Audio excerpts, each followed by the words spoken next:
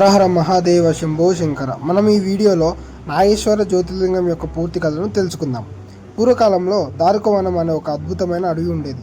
ఆ అడవిలో దారకుడు అనే రాక్షసుడు, అతని భార్య దారుకి నివసించేవారు. అయితే దారుకి పార్వతీదేవి నుండి ఒక వరం పొందింది. తాను ఉన్న అడవిని ఎక్కడికైనా తీసుకువెళ్ళగల శక్తి. ఆ వరం వల్ల దారకుడు మరియు దారుకి మరింత అహంకారంతో ప్రజలను, ఋషులను, భక్తులను బంధించడం ప్రారంభించారు. యజ్ఞాలను చెడగొట్టడం, భక్తులను బంధించడం, దేవుని నామస్మరణ ఆపించడం వారి క్రూరత్వంగా మారింది. ఒకరోజు సముద్ర మార్గంలో ప్రయాణిస్తున్న అనేక మంది భక్తులను రాక్షసులు బంధించి దారకవనంలో కారాగారంలో వేసేశారు. వారిలో సుప్రియుడు అనే గొప్ప శివభక్తుడు కూడా ఉన్నాడు. కారాగారంలో ఉన్నా కూడా సుప్రియుడు భయపడలేదు. అతను అందరికీ ఇలా చెప్పాడు: ఓం నమ శివాయ అని జపించండి, మహాదేవుడు మనలను తప్పకుండా రక్షిస్తాడు.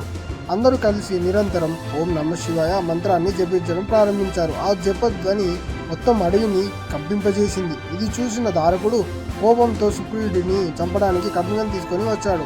అప్పుడే భూమి కంపించింది, ఆకాశంలో మెరుపులు మెరిశాయి.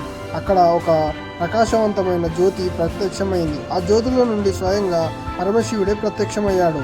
శివుడు తన త్రిశూలంతో రాక్షసులను సంహరించాడు. సుప్రియుడు మరియు భక్తులను రక్షించాడు. అప్పుడు సుప్రియుడు భక్తితో నమస్కరించి ఇలా ప్రార్థించాడు: ప్రభు, భవిష్యత్తులో కూడా భక్తులను రక్షించడానికి ఇక్కడే ఉండండి. భక్తుల కోరిక అంగీకరించిన శివుడు అక్కడ జ్యోతిర్లింగ రూపంలో స్థిరపడ్డాడు. నాగాల అధిపతిగా, భక్తులను తొలగించే దేవుడిగా ఆయన నాగేశ్వర జ్యోతిర్లింగంగా ప్రసిద్ధి పొందాడు.